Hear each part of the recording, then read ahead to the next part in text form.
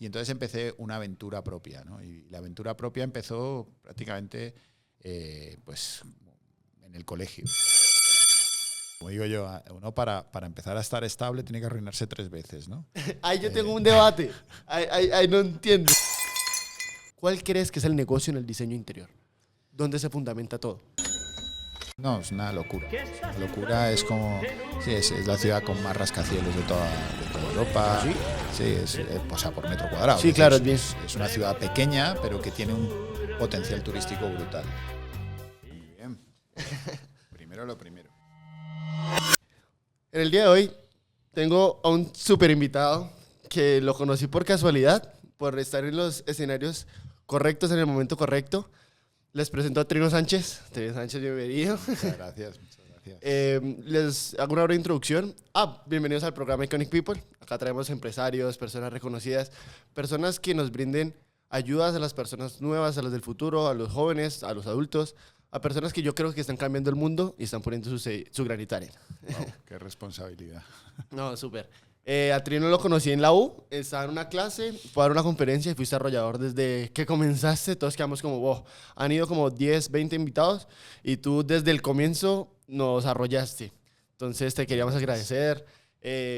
Los conocimientos que nos diste en esa clase fueron demasiados, espero poder tratarlos por encima hoy y pues que te sientas bienvenido acá en el estudio. Muchas gracias, sí. Impresionado con el estudio. Pensaba que era algo más sencillo. Creo que está súper bien preparado y bueno, he visto alguno de tus podcasts y bueno, pues tiene muy buena pinta esto. Yo creo que al inicio, como todo, es difícil concretar algo, pero lo importante es empezar. Mira que Exacto. eso yo creo que es lo importante. Entonces, no sé, Trino, si puedes hablarnos de ti. Sé que eres de España, vives en Colombia, tienes 3 hijos. Sí. Bueno, pues sí, soy español. Ya soy más colombiano que español. Llevo ya 17 años viviendo en Bogotá. Voy a cumplir 18 ahora en enero. Casado con caleña. Así que tengo que bailar salsa porque si no me la quitan. Sí, es verdad. Con 3 hijas. 2 de ellas nacidas en España, pero bueno, se han criado aquí. Ellas dicen que son que son colombianas. Y la última ya nacida aquí, Rola totalmente. Ok. Y nada, muy contento en Colombia. Como digo yo, aquí me sacan con los pies por delante. En clase estamos hablando de que hay muchas diferencias culturales. Aunque ya llevas 17 años, al inicio de adaptarte, pues, no siempre es fácil. Sí. Porque uno es que tienes esposa caleña y que aunque son del mismo país hay diferencias con Bogotá y pues Colombia como una nueva sociedad. ¿Cómo sientes esas diferencias sutiles o cuáles son las que más marcan la diferencia con España? Sí. No, yo tengo esposa caleña, pero pues ella misma dice que Marce dice que ella al final salió muy temprano de Colombia a estudiar y tal. Entonces, cuando volvimos a Colombia realmente pues éramos totalmente extranjeros. O sea, ni ella ni yo estábamos como acoplados. Aparte, volvimos a Bogotá, no a Cali. Entonces, sí, duro. El cambio cultural fue duro. Los dos somos arquitectos, ella arquitecta, yo arquitecto de interiores. Teníamos la empresa montada en España, nos vinimos por un tema familiar. Okay. No por trabajo, sino por un tema familiar. Casualmente llegamos a Colombia un año antes de la crisis del 2008 en España y pues muchas veces nos han preguntado que cómo sabíamos que iba a pasar esto de la crisis. Esto son cosas, como yo digo, de Dios que te va colocando en el sitio adecuado cuando toca. Okay. Entonces, como te digo, duro el cambio, pero creo que fue un cambio que trajo muchísimas cosas a nuestra vida y que nos fue súper positivo al final, ¿no? O sea, uno cuando tiene cambios así muy abruptos, de 180, piensa que es el final y quizás es el principio, ¿no? Entonces, de algo. Pues es que si uno supiera qué va a pasar, uno se entregaría. Pues claro. Esa es la incertidumbre. Eso me acuerdo de una frase que tenías Es que todo lo vas a sacar de la clase porque anoté todo, la verdad, yo estaba bien atento. Qué bueno. Eso quiere decir que no te dormiste. No, yo estaba súper activo. Hablabas de que cuando uno tiene un negocio, Sí. uno tiene que saber cuándo renunciar. Sí. Pero es difícil saber cuándo debe renunciar, si debe seguir en ese negocio o cuándo no. Ajá. ¿Tú crees que para uno escoger un negocio se llega o uno debe planificar llegar al negocio? A ver, la planificación es súper importante. Okay. Lo que pasa es que yo creo que al principio uno también tiene que correr riesgos. Si no, uno no corre riesgos, se mete en una zona de confort que no le trae nada más que lo que uno puede llegar a ver, ¿no? Y yo creo que los negocios hoy tienen que ser mucho más arriesgados en cuanto a ir a buscar cosas que uno no puede ver. Porque si no, pues te quedas, como te digo, en esa zona de confort y al final pues haces lo que prácticamente te dejan hacer, ¿no? Okay. Entonces, cuando os hablaba de esto, os decía más porque en mi caso yo hablaba de que yo soy un poco disléxico, ¿no? Entonces, Sí. esa dislexia hace que quizá no sea tan consciente de ciertos riesgos como a lo mejor otras personas que son muy planificadoras y muy dedicadas al modelo de negocio, ¿sí? Muy metódicas. Sí, tienen un método y llevan una secuencia de las cosas. Yo quizá, y por eso me he dedicado a la parte creativa, si no, pues yo, por ejemplo, concentrarme para leer un libro es muy difícil. Sí, o sea, para que veas el nivel. O sea, yo me salto las líneas y bueno. Vas a ir mejor dicho, a mí, ojalá me hubieran enseñado a leer rápido, como dicen, ¿sí? Que te saltas las líneas y comprendes todo. Ajá, sí. Ojalá me hubieran enseñado eso porque me hubiera ahorrado una cantidad de problemas grandes. Lo que pasa es que después de ese riesgo, o a la vez de ese riesgo, tienes que tener una conciencia de planificación. Okay. Los negocios no salen sin planificarse. Lo que pasa es que yo, gracias a Dios, he tenido muchos angelitos al lado. Y eso también te lo digo. O sea, está la frase típica de que uno solo va más rápido, pero acompañado va más lejos, ¿no? Sí. Y yo he tenido unas compañías, empezando por la de Marce, la de mi esposa y socia. Sí, como digo yo, somos socios en lo personal y lo profesional el 50%. Eso es cierto. Sí, eso te digo que ha sido clave. La carrera de uno, tener buenos angelitos al lado es clave. Bien, ¿y cómo manejas ese tema? Porque es súper importante tener un buen equipo de trabajo, pero para llegar a concretar o conectar con personas que sean un buen equipo de trabajo es difícil, es muy difícil, o lo digo yo desde mi punto personal. ¿Cuáles crees que sean las claves para tú construir un equipo de personal bueno? Las personas. Y cuando digo las personas, es un poco reiterativo, ¿no? ¿Qué personas? Las personas. No. Nosotros tenemos una máxima en nuestra empresa, por ejemplo, y es: nosotros escogemos a la persona, no al profesional. Ok. Y cuando digo esto, no es que me olvide de lo profesional. Evidentemente, pues cuando tú vas a una entrevista de trabajo, se supone que cumples con todos los skills y las características que necesita ese puesto de trabajo, que va a tener unos cuestionamientos técnicos y tal. Pero, ¿dónde está la diferencia entre una persona con las mismas características y digamos, entre dos, las mismas características? ¿Dónde está la diferencia? La diferencia está en la persona. Yo no puedo cambiar la persona, yo puedo cambiar al profesional. O yo puedo enriquecer al profesional, pero la persona es la que es. Okay. ¿Sí? Entonces, creo que el gran tema de las elecciones de personal es que nos fijemos en cómo es la persona, si la persona va a encajar en el grupo de trabajo, si es el estilo de persona. ¿Cómo va a ser la personalidad? Sí, no, pero el fondo de la persona, ¿no? O sea, ¿le haces alguna pregunta o cómo lo ves? Hacemos muchas preguntas personales, por ejemplo. Ok. Sí. ¿Tiene ahí 2, 3 que harías? Sí. Usualmente haces. Sí, no. Pues mira, una que hacemos mucho es un poco qué estilo de vida llevas, ¿no? O sea, cómo es tu día a día, ¿no? ¿Qué es lo que te gusta? ¿Qué es lo que te llena? ¿Qué es...? Yo, por ejemplo, pues yo soy, en este caso, soy católico, pero respeto, por supuesto, todas las religiones. Pero a mí me gusta que la gente tenga fe, porque es que sin fe, pues, digamos, uno flaquea mucho. Entonces, me da igual en qué tengas fe, pero tener fe en algo, o sea, no estar vacío, ¿no? Ese tipo de cosas a nosotros nos llaman mucho la atención, ¿no? Ok, como que tener un rumbo y una creencia, más allá de que sea la misma tuya o la misma mía, exacto, o sea, respetar eso. Somos una compañía también que maneja mucho el tema de diversidad e inclusión y todo lo que es justicia y equidad. Sí. Y eso incluye todo el tema de la fe y en qué crees y en qué tal, ¿no? Entonces, nos centramos mucho en las personas. Y nuestro negocio ha evolucionado hacia las personas. Okay. La gente es más importante. ¿Cuál es el activo? Nosotros que trabajamos, yo diría que el 90% de lo que hacemos es corporativo, oficinas corporativas. ¿Cuál es el activo más importante de una oficina? Uno diría, no, que las sillas, que las mesas, que la tecnología. Que la oficina. Que la oficina. Sí. No, el activo son las personas. Las personas es el activo más importante. Entonces hay que cuidarlo. Desde ese punto de vista, si nos vamos para atrás, tú no puedes cuidar a las personas si no cuidas a las personas en tu propia empresa.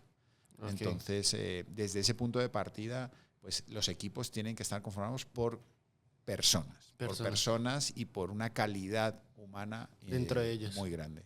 Si quieres, yo siento que... te ayudo acá. Y ahí vas a estar más cómodo. Yo siento que... Yo entiendo toda tu historia empresarial en que trabajas, pero la gente no. Pues posiblemente están conociendo. Acuerdo, no hemos hablado de eso. Entonces, la vida empresarial, queremos hacer un breve resumen. Me contaste que participaste en Colera Games, Proico, ahorita Arkin, que es una multinacional, pues ya es súper reconocida. Tampoco. Pero si quieres, darnos un breve inicio de cómo fue tu proceso empresarial. Sí, bueno, pues como os comentaba en la charla que tuvimos, en la clase que tuvimos, yo siempre he sido un poquito inquieto, ¿no? Y yo creo que esa falta de miedo al riesgo pues me ha llevado a tener diferentes experiencias empresariales. Yo soy hijo de un diseñador de interiores también, que tenía su propia empresa. A su vez, mi abuelo era maestro carpintero en una catedral, entonces como que esa parte del oficio fue como decantándose. Solo en mí, en mis 4 hermanos, solo en mí. Yo soy el último de 4 hermanos. Entonces, siempre tuve una inquietud por el tema empresarial. Mi padre era empresario, entonces pues como que me lo inculcó y bueno, pues arrancamos ahí. Tuve una época donde me hice cargo de la empresa. Cuando mi padre murió, me hice cargo de la empresa de mi padre. Bueno, eso se terminó y tal. Y entonces empecé una aventura propia, ¿no? Y la aventura propia empezó prácticamente pues en el colegio. O sea, en el colegio, cuando todos estábamos terminando el colegio, pues estábamos en la época, pues como os conté en su momento, era una época donde la computación y la programación se volvió un tema muy, muy álgido. A lo mejor vosotros pensáis que es ahora un tema muy álgido, pero en ese momento fue cuando empezaron a salir los computadores de mesa, todo ese tipo de cosas. Cuando era una innovación de verdad. Era algo totalmente nuevo. O sea, la gente no sabía lo que era. Nosotros trabajamos con floppy disk. No sé si sabes lo que es eso. Eso eran unos discos flexibles de plástico que se metían como en una disquetera, sí, pero eran de plástico. O sea, eran como si cogieras un vinilo. Es más, era más flexible que un vinilo. Ok, si era plástico puro. Plástico. O sea, con eso y trabajamos con unos... casi que pues ahora son megas y gigas, ¿no? Sí, trabajamos con bits por con bits. Yo he llegado a programar en ceros y unos, ¿sí? En binario, o sea... Pero me encantaba ese mundo, ¿no? Entonces empezamos en un grupo de amigos, creamos una compañía que se llamaba Colera Games, fue un desastre. Creo que sacamos un juego o ninguno. Pero en ese momento te das cuenta de lo que es el mundo de la empresa, ¿no? Lo difícil que es, que hay que apostarle, que no puedes gastar, qué tal. Entonces, esos son las que no planificas. ¿Qué fue saliendo? Salen, y entonces me acuerdo de abrir una botella de champán cuando todos habíamos cumplido 18 años. O sea, teníamos 16, 17 años. Sí. O sea, eran unos pelados que estaban probando. Probando, compramos, invertimos una platica ahí que teníamos ahorrada, mucha de los papás. Sí, oye, 100%. como siempre. Pero al final yo saco de esa experiencia, eso me dio pie a que me diera cuenta de lo que me gustaba, ¿no? Entonces al final me di cuenta que a mí lo que me gustaba era diseñar. Yo era el encargado de diseñar los gráficos. O sea, hiciste el clic como, venga, yo quiero diseñar cómo se ve. Claro, entonces yo era el encargado de diseñar el juego, de diseñar gráficamente el juego. Yo no me encargaba de la computación, nada de programar, nada de eso. Eso lo llevaba otros compañeros. Entonces uno se empieza a dar cuenta de ciertas cosas que empiezan a darle el camino al que le gustaría ir, ¿no? Entonces, en esa época, yo recuerdo que empecé a estudiar algo de informática y de tal, de computación y tal, Y entonces me di cuenta que no era por ahí. No. Entonces me fui a otro lado. Y yo siempre le digo mucho a mis hijas que tienen derecho a equivocarse. O sea, yo creo que ahí hay un tema que siempre tenemos, o siempre, en este caso vosotros que estáis estudiando y que estáis saliendo al mundo, digamos, empresarial, es que tenéis mucha prisa por hacer las cosas. Uno cuando ya tiene 55 años como yo, mira para atrás y dice, ¿y yo por qué tenía prisa? Yo ¿qué prisa tenía? O sea, ¿qué afán tenía si tengo un montón de años para poder hacer mi carrera empresarial? Es mejor ir preparándose, saber exactamente a lo que te quieres dedicar, fallar, levantarse. Hablábamos en esta clase, no sé si te acuerdas, que yo os decía, digo, mira, para poder tener éxito hay que fallar muchísimo. Esa ahí la noté demasiado. Sí. Entonces, esa parte yo creo que es importante. Entonces, esas partes de la empresa, como te digo, en ese principio, pues era fallar. Lo que pasa es que en ese momento nadie te viene a decir, no, monta una empresa para fallar. ¿no? Sí, nadie iba a querer eso. Exacto. O sea, es parte del proceso. Es parte del proceso, es parte del camino. Cerramos esa empresa y yo ya me dediqué a estudiar, a desarrollar la parte creativa que a mí me encantaba, ¿no? Okay. Y bueno, pues otra vez, antes de terminar la universidad, creamos una empresa que se llama Render Proyectos. Esa sí fue exitosa, pero hacíamos muchísimas cosas como fotografía, como publicidad. Trabajábamos para empresas del calzado de la zona, digamos, muy importantes, con deportistas famosos. Era todo glamour. De todo, dice, ¿no? En la industria de la fashion. Entonces, eso también nos enriqueció mucho a todos, pero yo seguía sin hacer lo que yo quería, ¿no? Entonces, seguía buscando y terminé haciendo lo que hacía mi padre, diseño de interiores. O sea, ese fue mi foco, digamos. Iniciaste porque querías trabajar, querías innovar, querías probar algo nuevo, pero siempre estás buscando tu pasión. Claro. Eso es imprescindible. O sea, eso es imprescindible. Nunca puedes dejarte ese foco. Incluso ahora, el negocio puede ser que esté cambiando a un tema mucho más financiero, mucho más tal, por el volumen de la empresa y tal. Pero si uno no tiene el motivador, el motor, que es la pasión por lo que estás haciendo, eso se vuelve paisaje. Ya se vuelve de relleno. Y entonces empiezas a tener ya unos sentimientos de que no estás haciendo lo que quieres, ¿no? Y no hay nada peor que trabajar en lo que no quieres. Sí, 100%. Yo siento que es súper importante encontrar la pasión, pero eso se dice mucho, pero es muy difícil llegar ahí. Yo tuve la suerte de que muy chiquito probé con varias cosas y yo dije, esta es mi pasión.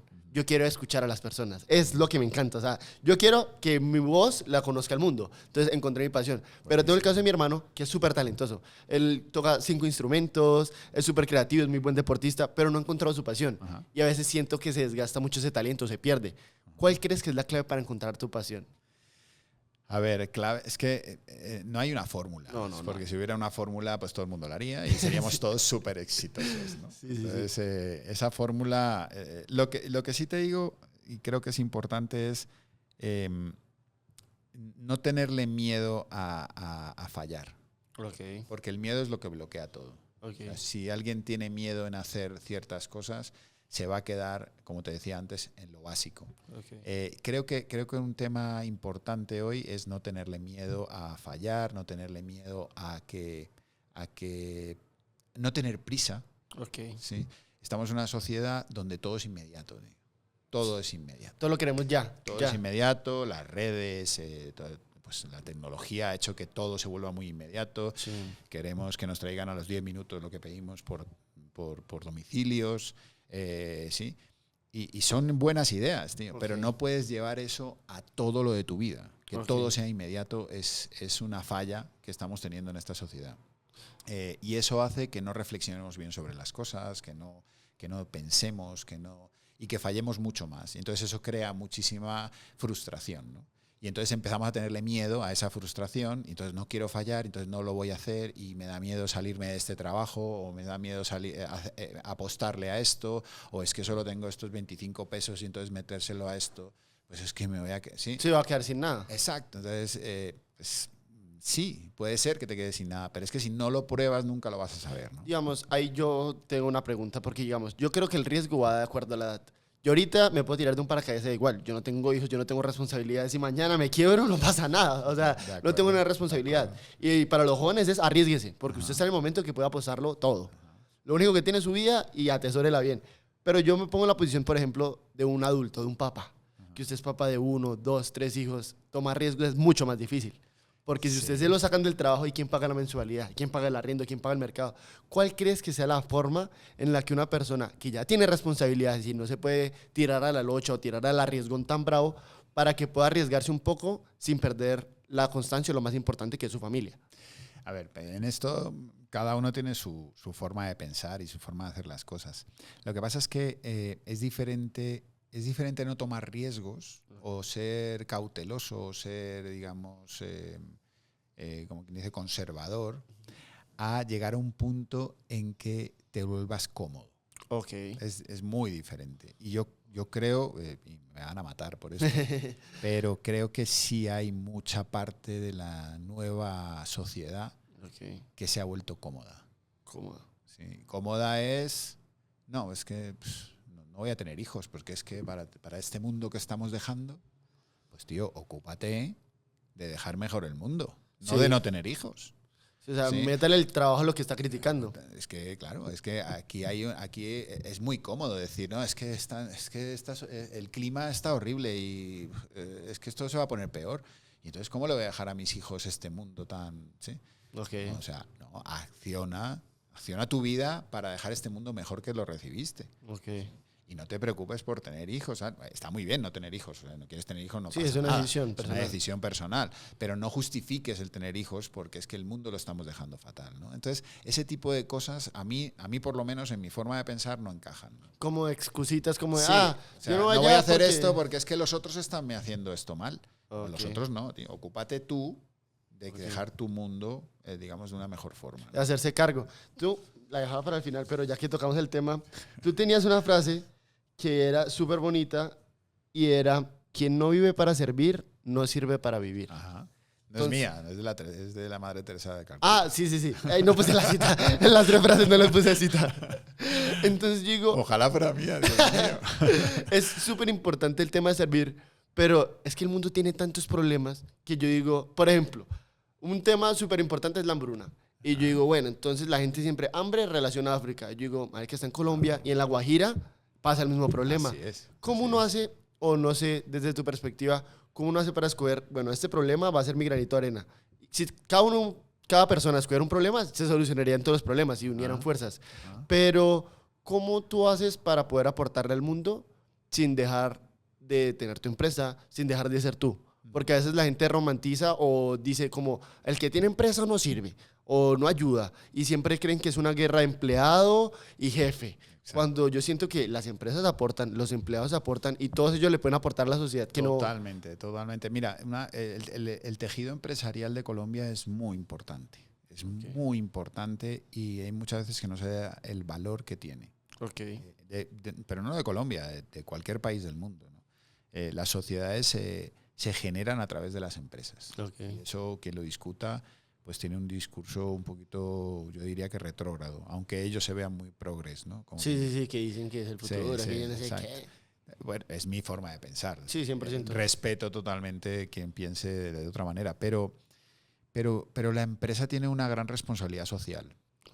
A mí una época me dio por una paranoia con este tema del servicio y qué hacía por la sociedad.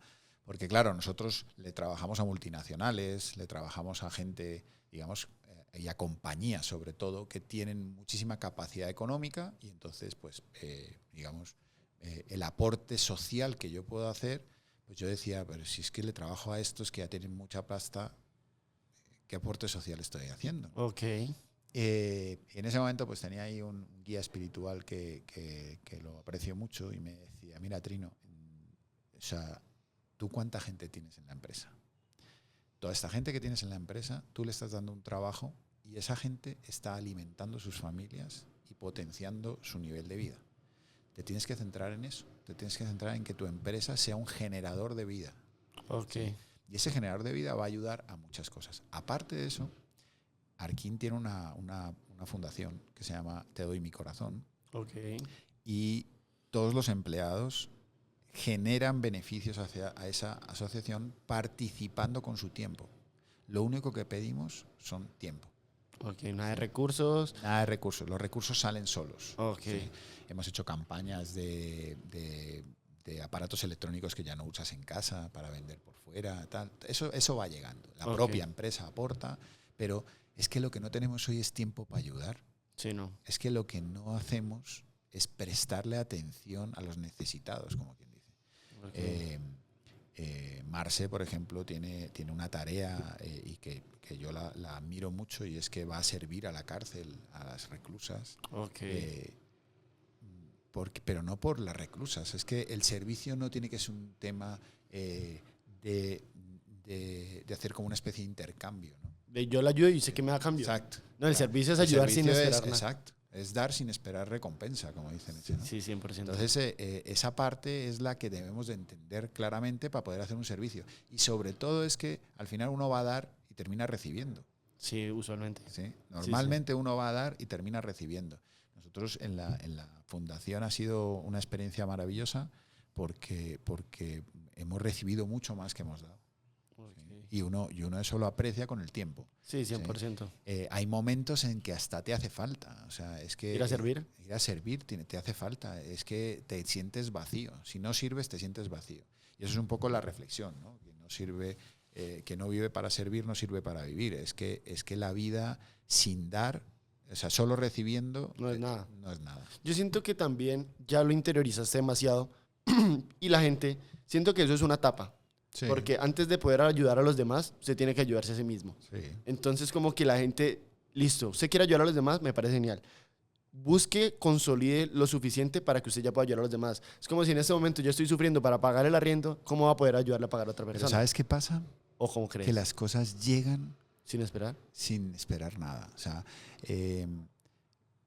yo siempre muchos de mis colaboradores y de gente del gremio, ay, no, y tal, te ganaste este premio, tal, no sé qué, tal.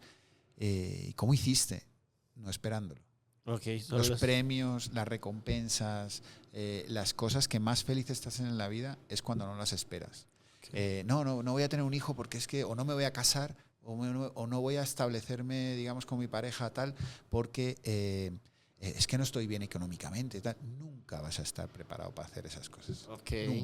Nunca. Okay. Tienes que volvemos al tema, tienes que tomar ciertos riesgos para hacer las cosas. En el tema de las cosas inesperadas, además te llenan mucho más de felicidad. Sí, 100%. Sí, o sea, si tú no esperas un premio, pues si tú estás ahí pendiente de que no, me voy a presentar a esto, voy a ver si me lo dan, y él no sé qué, sí.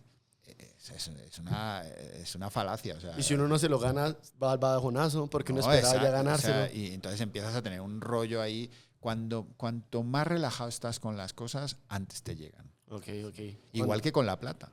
Sí, 100%. O sea, si tú estás obsesionado con ganar plata, no la vas a ganar nunca. Okay. ¿Sí? Tienes que estar obsesionado por cumplir tus sueños, tus pasiones, tal. Ese es el foco. Y el dinero El propósito tiene que ser eso. Y el dinero llega, tío. El dinero llega. El dinero es una cosa que viene y se va. Ok, 100%. Desde que uno no pierde su esencia por el dinero, genial. Entrando un poco más al mundo del diseño interior, que es tu alma mater, pues, que era el duro, llega Arquint a tu vida. Ajá. Arquint es el 1999. Ajá. ¿Cómo fue el proceso de crearla y cómo ha sido hasta ahorita para entrar más en el mundo del diseño? Bueno, yo trabajaba en una empresa de diseño interior y en ese momento pues ahí tuve esto no sé si lo conté en la conferencia, pero bueno, ya es un tema muy personal, pero pues tuve un desamorío. Okay. Y entonces me dio una tusa, como decís aquí, pero brutal. O sea, y estabas despechado. No, pero mal. Estoy hablando muy colombiano. Sí, ya está bien colombiano. Pero bueno, al final mi familia, que eso es importante, la familia es todo. Okay. Es todo. La familia ahí me recogió de las cenizas, tío, y me dijo, no, te vas a hacer un máster a Salamanca, que siempre has querido, la Universidad de Salamanca. Total, que me fui para allá. Okay. Estudié un año, rumbeé mucho. Saliste de rumba. Rumbeé mucho ese año. Después de haber trabajado un tiempo, haber sido ya profesional un tiempo, hacer estos MBAs o estos máster, pues en general son súper provechosos porque pues ya has estado en el mundo profesional y lo ves, enfocas de otra manera, no es solo estudio, sino que enfocas de otra manera. Lo proyectas un poco más claro, en el mundo laboral. lo pones más real en lo que es y mira, eso fue dándose tal. Bueno, al año ahí conocí a Marcela. En España. En España, en la Universidad de Salamanca. Yo volví a mi tierra después de esto, ella volvió también aquí a Colombia. Aquí en Colombia había muy mala, digamos, había un momento económico muy complicado y en España estábamos en un momento de auge muy fuerte. Iban a tope. Íbamos a tope. Bueno, total que empecé a moverme y empezó a surgir muchísimo trabajo. Yo le dije a Marce, vente y creamos aquí una compañía y tal. Bueno, al final se dieron las cosas. Seguimos con nuestro noviazgo y bueno, acompañó todo el tema de lo que es la empresa. Empezamos a crear empresa, ya nos casamos, bueno, hay una serie de aventuras para allá, para acá, pero sí, empezamos en un momento económico muy bueno. En España. Sí, en España. Cuando tú creas la empresa, ¿cuál crees que fue el propósito? Si dijiste, bueno, yo voy a crear esta empresa con el propósito de hacer esto. Sí, a ver, hay que contar con que yo soy de una ciudad, Benidorm, que es la ciudad con más hoteles por metro cuadrado de toda Europa. Sí. Entonces tiene súper turística. No, es una locura. Es una locura, es como... Sí, es la ciudad con más rascacielos de toda Europa. ¿Ah, sí? Sí, o sea, por metro cuadrado. Sí, claro, es bien. Es una ciudad pequeña, pero que tiene un potencial turístico brutal. Okay. Entonces, ¿qué pasa? Que nosotros nos especializamos en hoteles, restaurantes y retail. Okay. Y manejábamos muy bien todo esto del visual merchandising y toda esa parte. Trabajamos para compañías como Hugo Boss, Swarovski, Benetton, Mango. Hacíamos restaurantes guía Michelin. O sea, súper importante. Hoteles de todos los niveles y tal. Entonces estábamos en un ambiente que propiciaba, digamos, que el foco fuera el turista. Okay. ¿Sí? Y entonces todo se movía como muy rápido, ¿no? Okay. Esto fue creciendo y tal, y como te digo, o sea, si no llega a ser por la enfermedad de mi suegra, yo quizá no estaría aquí. Okay. Eso fue un momento donde tuvimos que hacer una reagrupación familiar, pues como para estar apoyándonos y tal. Y yo digo que al final ella fue la que me trajo a Colombia, ¿no? Okay.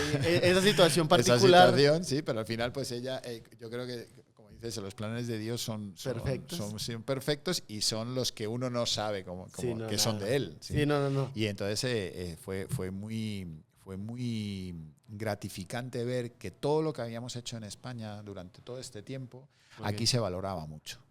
Y entonces empezamos a mezclar todo este mundo corporativo con el visual, con la parte gráfica. Nosotros tenemos una agencia de marca dentro de la agencia de diseño interior.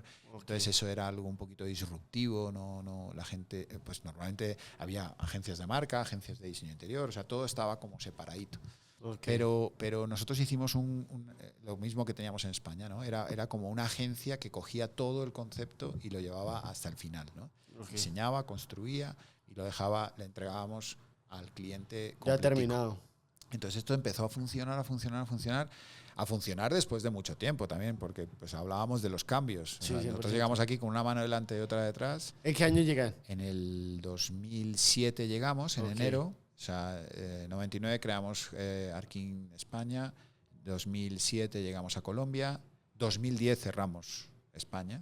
Cerraron por la crisis de inmobiliaria. Sí, cerramos España, no había manera de sostenerlo.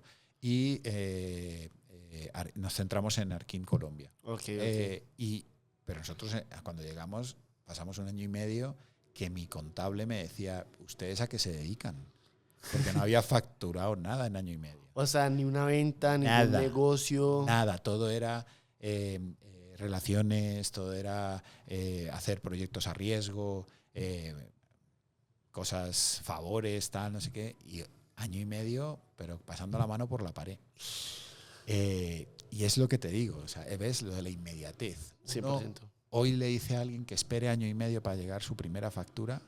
Es imposible. Y te dice, no, mejor me dedico a hacer pizzas, o sea, sí. Porque no hay paciencia para eso. Claro, nosotros tenemos paciencia porque ya veníamos de allá y seguíamos trabajando, como te digo, hasta de 2007 a 2010 tuvimos una doble operación Colombia, España. Okay. Entonces, claro, nos tenía ocupados España. Okay. Entonces ahí, pues, quieras que no, aunque no Compensaba. factures nada acá, exacto, compensas allá, ¿no?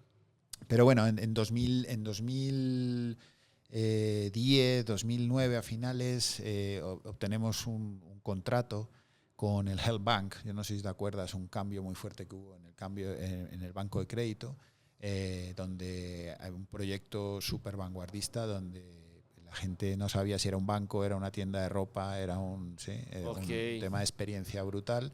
Y eso nos cambió un poquito la filosofía, ¿no? Y la gente también nos captó atención y bueno, ahí empezó todo a como revolucionarse y empezó todo a funcionar de una manera muy diferente de como veníamos acostumbrados. Entonces esos golpes de efecto surgen por la perseverancia en lo que estás haciendo. Y también siento que ustedes tenían muy claro de que, bueno, nosotros en España ya facturamos bueno. Acá podemos esperar un poco más porque acá puede que facturemos de la misma forma o hasta mejor. Sí, lo que pasa es que en nuestro caso, acuérdate que en el 2008 fue la crisis, entonces fue durísimo también. ¿Sí sientes que hubo un marco muy fuerte? No, y nosotros cerramos porque era ya imposible llevar. Imposible sostenerlo, de hecho, pues como digo yo, uno para empezar a estar estable tiene que arruinarse 3 veces, ¿no?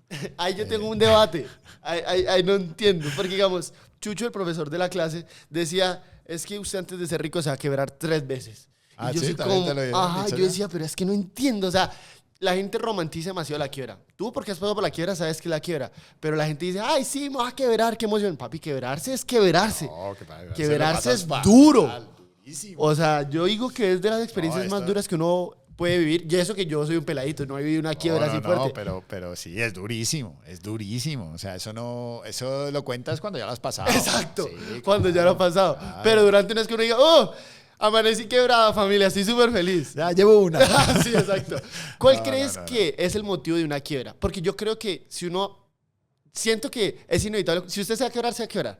Pero hay formas de quebrarse sin quebrarse, me explico. Usted se puede quebrar, pero aún así teniendo para el mercado, teniendo su casa, teniendo para vivir. Claro, pero es que, a ver, la quiebra no todo solo tiene que ser económica.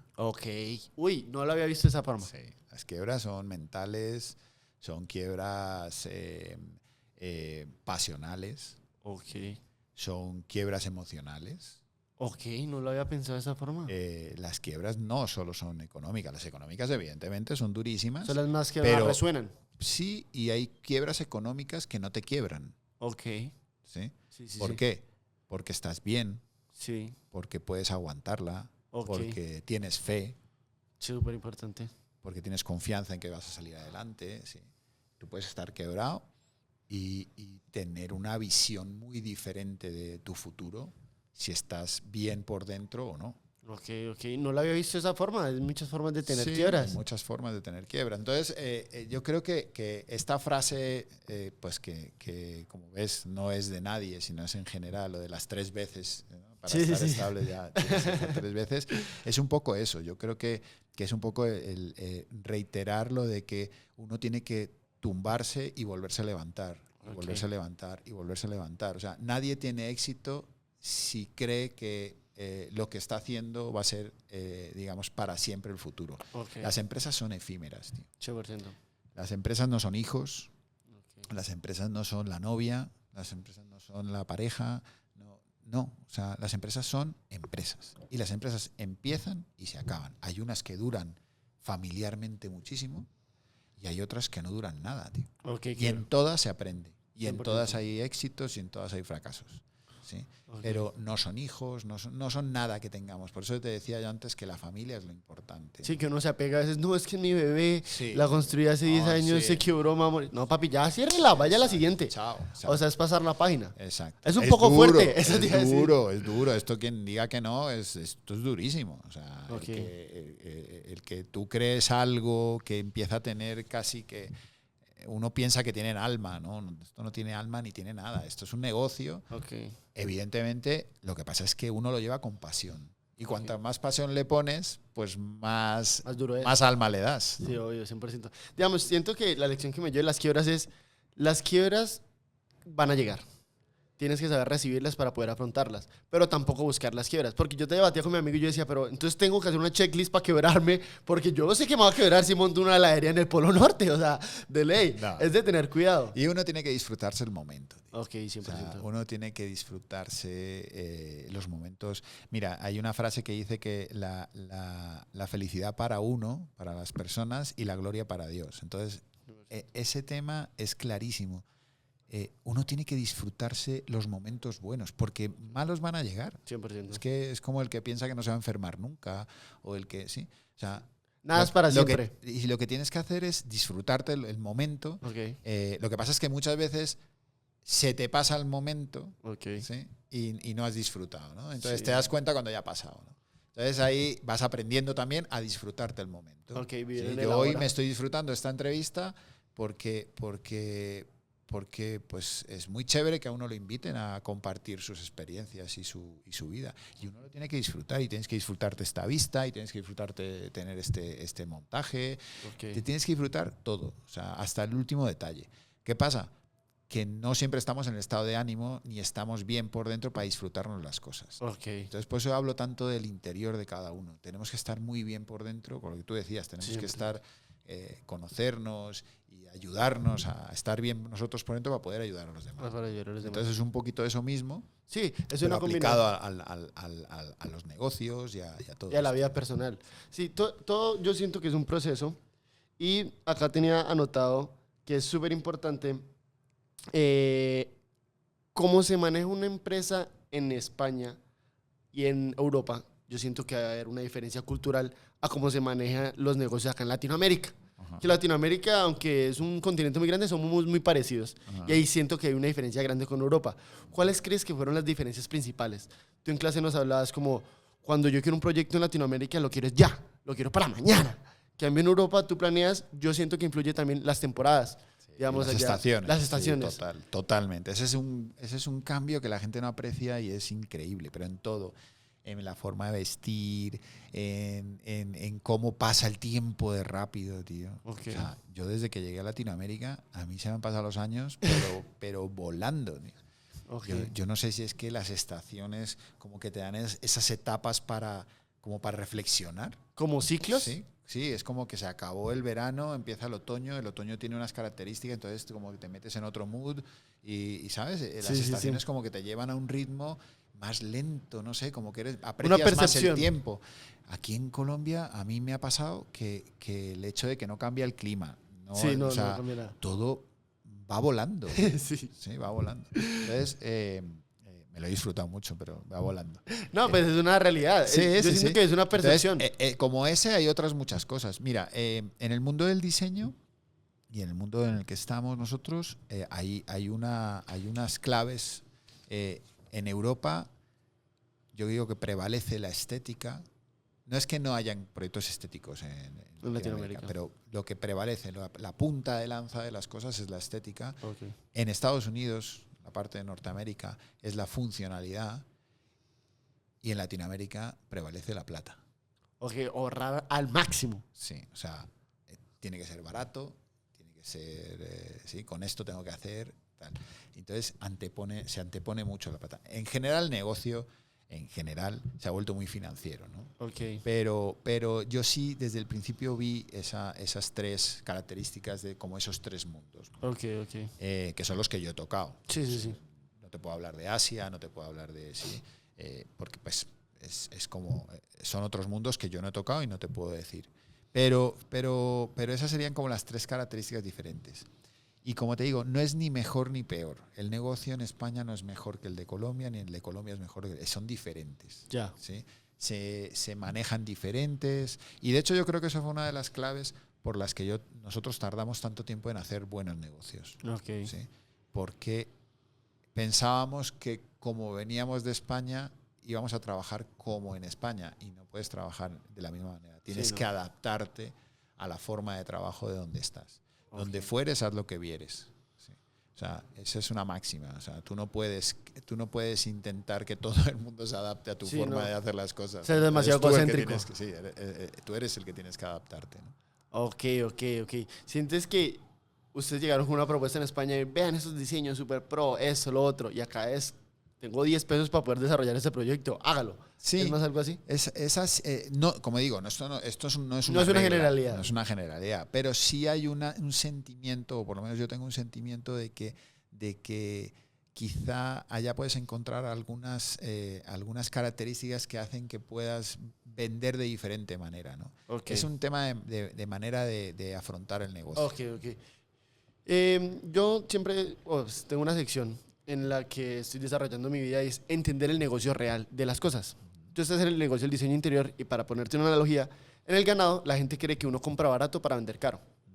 En el ganado es usted engorde el animal lo más rápido posible. Ese es el verdadero negocio. Usted gane kilos. ¿Cuál crees que es el negocio en el diseño interior? ¿Dónde se fundamenta todo? Pues debería de fundamentarse en el diseño. Ok. Debería de fundamentarse, y digo debería porque no en todos los proyectos pasa. Ok. ¿Sí?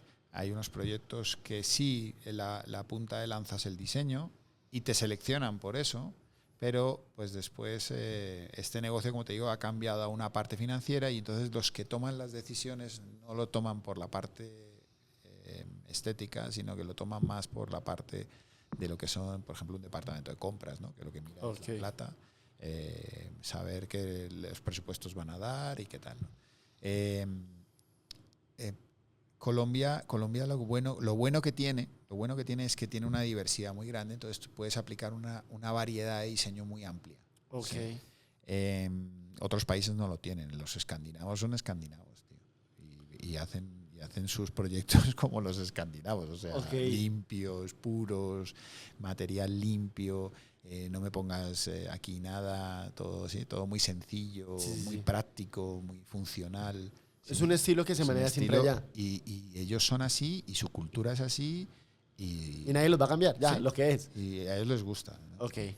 Colombia puedes tener ese estilo escandinavo con una fusión con otro estilo súper artesanal. Y sí, o sea, es como una explosión. Y eso es una característica de Colombia y de los colombianos, que es una explosión de sensaciones. Y entonces eso en el mundo del diseño es muy agradable, ¿no? Okay. Entonces, por ese lado, yo creo que Colombia tiene un potencial brutal.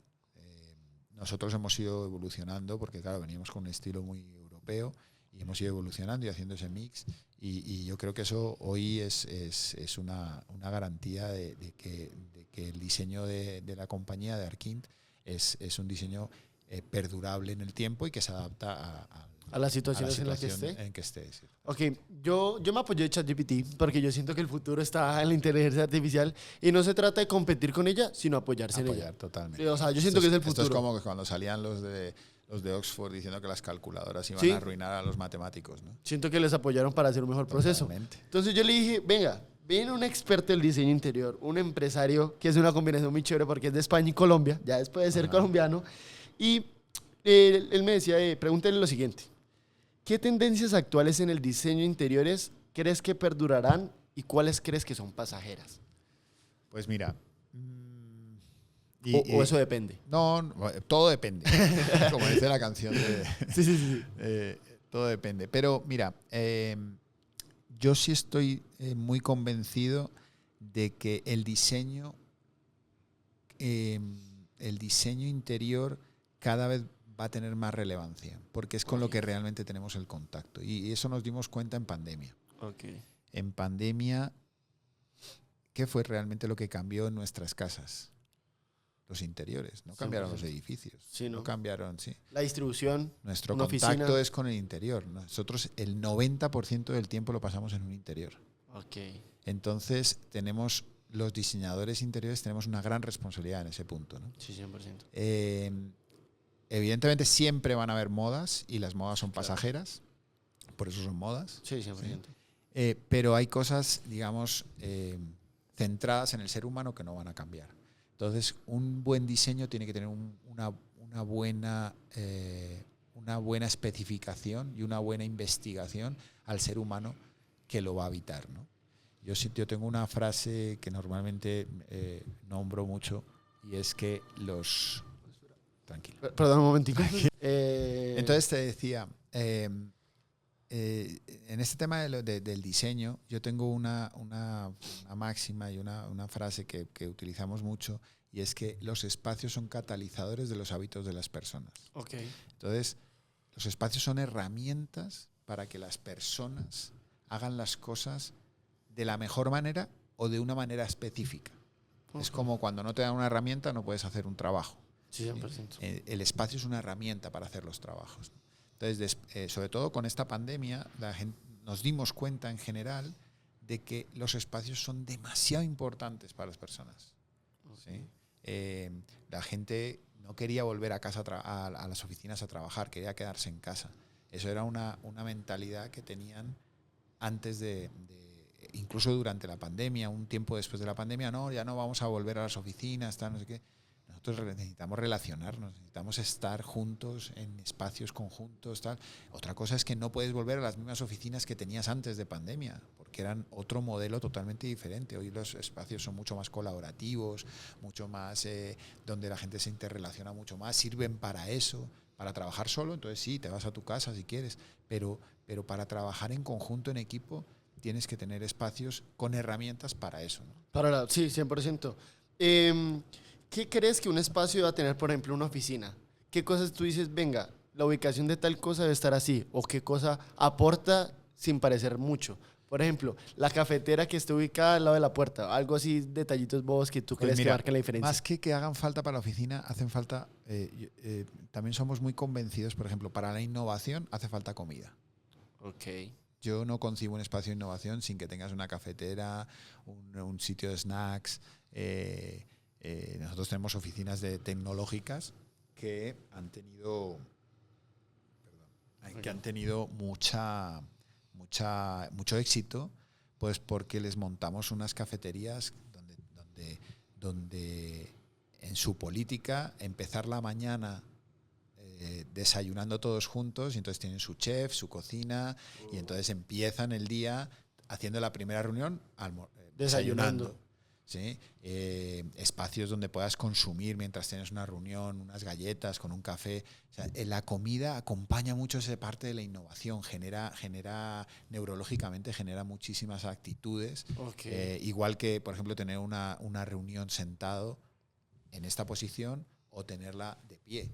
Okay. Generas el 60% más de creatividad. ¿Usando de pie? De pie. ¿En serio? Sí. Entonces, esas son cosas que uno no se da cuenta y son mucho más rápidas, mucho más eficientes, mucho más efectivas, ¿sí? Son cositas ergonómicas que nos ayudan a crear, ambientes mucho más productivos. La biofilia, el contacto con la naturaleza, el tener esta vista y no estar en un espacio... Achurrado. Sí, muy digamos, sin tener visión, sin tener contacto con un momento viendo a la naturaleza en una ventana puede ayudarte a tener 20 minutos más de concentración. Que refresca todo ese ambiente saturado. Tienes una generación muchísimo más activa en tu mente. Entonces, son cositas, ¿sí? Que uno va aplicando en los interiores, ¿no? El hecho de tener esa biofilia, de tener materiales naturales, materiales que no sean fríos. El tema, eso ayuda a que la eficiencia y la efectividad dentro del trabajo sea mucho mayor. Son apoyos que aportan a tener una Totalmente. mayor creatividad. Acá otra que ChatGPT me mandó es, en un mundo que tienes que tener tanta creatividad, yo siento que un día uno se estalla o no sé, uno de dónde saca más. Entonces la pregunta es, ¿de dónde sacas la inspiración para tus diseños? ¿Hay algún lugar, cultura o estilo que te inspire constantemente? Pues mira, cada cliente es una historia diferente. Ok. Totalmente diferente. Lo que tenéis que tener la capacidad, la creatividad nunca se te va a acabar si la evolucionas. Okay. ¿Y cómo la evolucionas? Estudiando. ¿Y cómo estudias? Pues estudiando a los clientes, estudiando las tendencias, estudiando... Hoy tenemos una posibilidad... Yo me acuerdo, mi padre hacía quizá 3 o 4 proyectos al año. Okay. Nosotros hacemos más de 50 proyectos al año. Casi que uno por semana. ¿Pero por qué? ¿Por qué? No sé. Porque tenemos todo a mano. Okay. La globalización ha hecho que podamos acceder a todo. Okay. ¿Sí? A que podamos comunicarnos más con los clientes, a que podamos hacer reuniones virtuales, a que, o sea, todo lo que antes era presencial. Yo me acuerdo ir con mi padre a cruzarnos España para escoger una lámpara. Ok. Hoy las lámparas las tienes en internet, las Sí, ya. compras por internet, quiere decir, lo tienes en el celular. 100%. ¿Sí? Entonces, ahí hay un tema muy importante y es que ya los límites, las barreras son cero. O sea, tienes acceso a todo y eso hace que tengas muchísima más capacidad de diseño Ok. y puedas estudiar mucho mejor al cliente. Ok. Ahora lo complicado es estudiar al cliente como se debe, o sea, tener la capacidad de estudiarlo casi que neurológicamente. La neuroarquitectura, que es una herramienta, no es una profesión, Ok. hoy en día es clave para hacer buenos proyectos. ¿Qué es la neuroarquitectura? Pues es la forma, digamos, es la arquitectura que responde a las sensaciones y características neurológicas de los habitantes, de los usuarios de la usuarios que la ocupan. Ok. ¿Sí? Entonces, claro, y lo que te he explicado antes es un poco eso. O sea, la biofilia es parte de la neuroarquitectura. Okay. O sea, son elementos, ¿sí? Colores cálidos, colores, texturas, todo ese ámbito del diseño empieza a participar de una manera neurológica en los hábitos de las personas, ¿no? Entonces tienes que saber cómo manejarlas para que tengas ambientes acogedores, ambientes que sirvan para una cosa o para otra. No es lo mismo hacer una clínica que hacer un colegio, que hacer una oficina. ¿Sí? Y no es lo mismo hacer una oficina de Google que una oficina de Apple, que una oficina de unos abogados. ¿Sí me entiendes? O sea, sí, todo depende del cliente y cuáles sean las necesidades de este. Estudias al cliente hasta un punto donde de verdad tenga su convencimiento. Después también los clientes aportan su conocimiento. Entonces se trata de un intercambio, ¿no? Yo entiendo a mi cliente y entonces le voy a dar un producto y una herramienta que satisfaga, digamos, no solo las necesidades, sino potencie todas esas características que tiene, ¿no? Entonces ahí es donde empieza todo a jugar, digamos, como una especie de balanza para llegar a un equilibrio. Y todo eso en medio, la plata. Ok. Sí, no, es que son varias variables. Y yo tengo una duda y es, no entiendo cómo se cobra los servicios de diseño. Mal. O sea, si este esfero... Se cobran mal. O sea, ¿cómo se hace? O sea, no tengo ni idea. Este esfero vale 1,000 pesos. O sea, listo, porque, no sé, cambio el diseño, ¿cómo se cobra? ¿Se hace en base a una tarifa, eso, lo otro? Normalmente. Si puedes darnos cifras, lo apreciamos. Normalmente, más que darte cifras, te puedo decir que realmente el diseño el diseño se basa en la confianza que tiene el cliente con el diseñador. ¿Sí? O sea, tu cliente tiene que tener mucha confianza en ti, saber que eres la persona que va a entenderle sus necesidades y que va a estar, digamos, atendiendo sus gustos y sus requerimientos, y ahí entonces estableces una relación de confianza. ¿Sí? Ahora, esa relación de confianza tiene que tener una respuesta, digamos, por parte del diseñador, de que, digamos, todo eso, pues... va a llegar al punto donde el cliente lo va a poder entender. Hay clientes que no entienden planos, hay clientes que no entienden diseños. Sí, no. ¿Sí? Y es normal. Yo solo quiero tener lo que le pedí. Claro, sí. Y hay otros que sí se involucran mucho. Okay. Tenía un profesor que decía que habían no sé cuántos millones de diseñadores, porque todo el mundo es diseñador, sí, y todo el mundo es arquitecto y todo el mundo así. Quiere hacer sus correcciones. Exacto. Entonces, pero volviendo al tema, es el tema de cómo se cobra es muy relativo. Relativo. Evidentemente, Norman Foster no va a cobrar lo que cobra Arquint. Norman Foster es un arquitecto reconocido, ¿sí? O bueno, digo Norman Foster o digo otras. Ahí cuenta mucho la experiencia que tienes, el know-how que digamos vas a aportarle al proyecto. ¿Influye el reconocimiento de marca? Hay mucho. La marca personal. La marca es imprescindible también. O sea, uno tiene que estar muy pendiente de la marca y hacerla crecer y tal para poder llegar a poder cobrar, digamos, buena pasta. Unos honorarios, digamos, dignos del diseño, ¿no? Esto va variando mucho a lo largo de la carrera, como los médicos o como otras profesiones, ¿no? Sí. El artista o el tal. Aunque pues yo soy de los que piensa que los diseñadores no somos artistas, porque es un concepto totalmente diferente, ¿no? Bueno, no, súper bien. Eso es súper importante. Siento que ahí la lección es, la marca personal influye más de lo que la gente cree. Total. Entonces, en todos los ámbitos. Sí, en todos los ámbitos, en los negocios, la marca es una variable súper fuerte. Súper fuerte. Ya como la tercera de ChatGPT ahí que me gustó mucho es, Si pudiera rediseñar cualquier espacio icónico del mundo, ¿cuál sería y qué cambios harías? ChatGPT pone a pensar, ¿eh? Icónico. O yo un no lugar sé del si- mundo. Te voy a dar un ejemplo local. Ok, un ejemplo local. Creo que hay un arquitecto súper famoso aquí que se llama Rogelio Salmona. Rogelio Salmona ha hecho muchos edificios aquí, hizo muchos edificios, ya falleció. Okay. Y nosotros hemos hecho algunos proyectos dentro de sus edificios. Ok. Casi todos sus edificios son de patrimonio y son, digamos, Culturales. intocables. Y nos ha parecido muy curioso cómo maneja el material del ladrillo y es un maestro, o era un maestro en esa parte de la aplicación del ladrillo en las construcciones y tal. Pero en los interiores era muy parco. Okay, ¿sí? Era como que los interiores eran reducto de sus edificios. No, hay una tendencia hoy que es partir del interior hacia el exterior. Okay. ¿sí? Entonces, que el exterior sea el resultado de lo que queremos en el interior. ¿sí? Algunos arquitectos antes también lo han hecho, pero hay muchos arquitectos que lo que les interesa es el coco, sí. pero que dejan los restos hacia adentro. Y eso lo hemos percibido en algunos edificios de Rogelio Salmona, ¿no? Ok, cambiarías la forma. Nos ha tocado intervenir. Puertas muy bajitas, espacios recovecos muy complicados.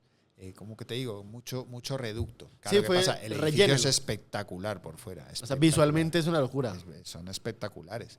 Pero después dentro queda muchísimo... Se sacrificó mucho el interior. Muchísimo reducto, muchísima mala distribución.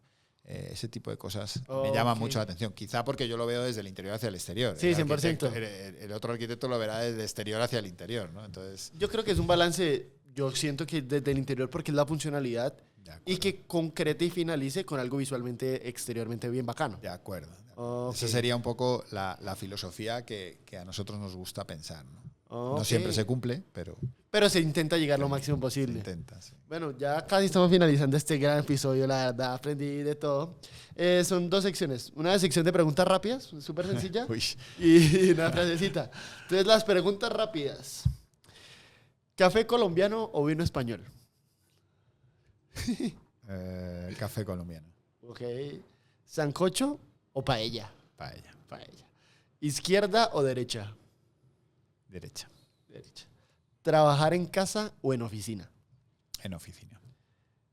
¿Diseñar tu propio hogar o dejar que alguien más lo haga? Que alguien más lo haga. Ok. ¿Estilo de diseño favorito? Sí, es que favorito ahorita, es muy pues. amplio, es muy amplio. Quizá ahorita a mí lo que más me gusta es... difícil. Esa pregunta no puedo ser tan rápido en esa. Estilo de diseño favorito. El humano. ¿Cómo así? El diseño humano. Ok. Sí, ¿Me puedes explicar un poquito del diseño? Sí, el diseño. No, es un poquito lo mismo que te he contado. Es centrado en el ser humano. Ok. Sí, Enfocarse la humanización del diseño. La humanización del diseño. Ok, ya te lo entendí. Súper sí. importante, siento que es súper claro. Sí. ¿Referente del diseño? Referente del diseño. Ahí tengo muchos que me encantan.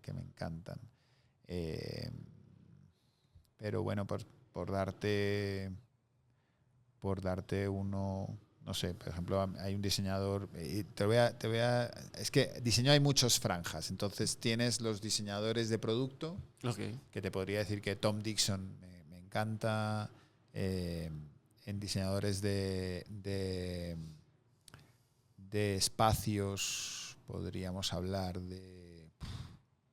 Hay demasiados, pero bueno, pues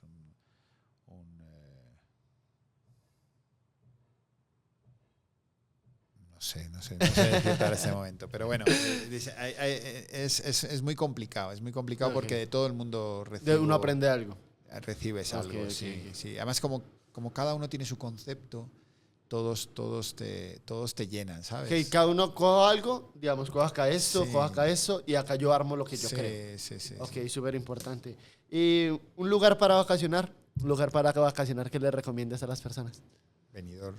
Benidorm, España. ¿Eso dónde queda? ¿Por dónde queda? ¿Cerca de dónde? En Alicante, Ok. al sur de Valencia. Ok, Sí, ok. Benidorm es un lugar muy controvertido. ¿Qué hay para hacer en Benidorm? Digamos, tú me invitas y yo digo, Lo que quieras. ahí para hacer de todo. De todo. Buenas playas, buenos parques temáticos, buenos campos de golf, buenos sitios deportivos, buenas rutas de bicicleta, buena comida, buenos hoteles. Toca ir de ley una vez en la vida. Entonces, eso es muy controvertido porque es una ciudad muy artificial en cuanto a que se generó solo para el turismo. Entonces, es muy ecléctica, pero está muy bien ordenada. Es un modelo internacional de una ciudad turística. Ok. Y así un consejo para los jóvenes ¿qué consejo le darías a alguien que está pensando en el mundo del diseño? ¿Cómo pueden volver rentable esa profesión que es tan difícil y tan competitiva? Pues mira, lo primero, no tener prisa. Ok. Eso es como hemos hablado. Lo segundo, creo que ser muy juiciosos con los proyectos que están haciendo en cuanto a resolver todos los elementos del diseño como deben resolverlos, en cuanto a la técnica, en cuanto a todo eso. Por supuesto, ponerle muchísima pasión y hacer un muy buen estudio de los clientes. Eso sería la base para poder hacer un buen diseño. Okay. Y la base para tener una empresa de diseño es no tener prisa, ir poco a poco y bueno, controlar mucho lo que es la relación con el cliente. A mí me parece que una de las cosas más bonitas que a mí me han pasado o que me siguen pasando es que establezco una relación de amistad con los clientes. Okay. ¿Cuál crees que sea la clave para poder llegar a eso, que es el fin? Ser muy honesto. Desde Muy el honesto, sí. Las obras están vivas, los proyectos no dejan de tener problemas. Okay.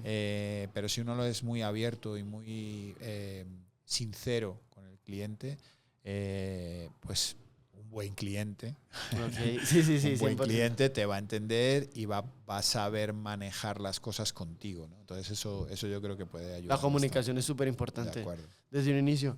Y ya para cerrar, siento que fue muy enriquecedor. No sé si quieres dejar una frase para los jóvenes. Yo acá anoté 3, no sé si tengas una presente o te doy una pistica de la que yo quiero tocar. Dale. Que Tú hablas de que hay que ser como el pato. sí. Y la anoté y yo dije, "Uy, es verdad. Entonces no sé si que la quieras explicar y decir esa frase tan importante. Pues mira, esa es una frase, esa frase no tiene tanto tiempo conmigo. Ok. Ha sido una frase que ha venido un poquito, no sé, como de reflexiones que uno en las últimas épocas ha tenido. Y sí, el pato es un animal. Yo vivo en una casa, tiene un pequeño laguito ahí. Ok, como una casa quinta. Hay como paticos. Y uno se queda mirándolos y parece que no hacen esfuerzo. O sea, ellos casi que navegan por el laguito casi Van que así perfectos. con un motorcito, ¿no? Sí. Y dices, coño, estos no sufren, no tal.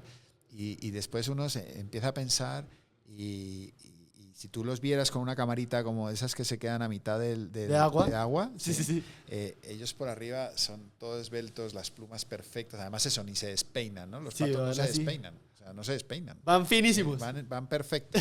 Y por abajo, si tuvieras esa cámara, están sin parar de darle como yo digo, a las patas, a los pedales. Eso nos ha hecho reflexionar mucho en que sí, que uno tiene que tener, digamos, una posición, pero no puede dejar de pedalear. Okay. En cuanto dejes de pedalear, te hundes. Okay.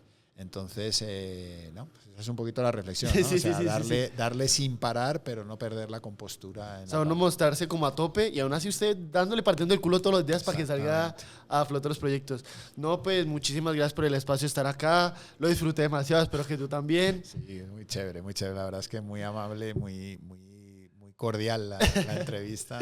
Y como te digo, no me esperaba todo este set, toda esta preparación. Pensaba que era mucho más. No, acá estás más que bienvenido. No sé si tengas que anunciar algún proyecto personal, redes sociales donde podamos seguir seguirte a ti. No, pues en las redes tenéis Arkin Colombia. tenemos Instagram, por supuesto, LinkedIn es la que más profesional. La que más usamos. Pero sí, estamos en Instagram, estamos en Facebook, en las principales redes. Tenemos nuestra página web también, que es arkin.net.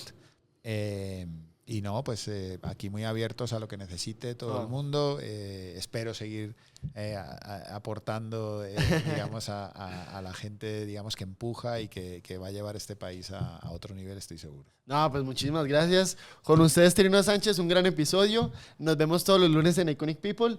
Y bueno, nos vemos en TikTok, YouTube, Instagram. Muchísimas gracias. Y no, pues muchísimas gracias por estar acá, hombre. Muchas gracias, Carlos. Carlos. Muy bien. Listo, eso fue todo. ¡Piu!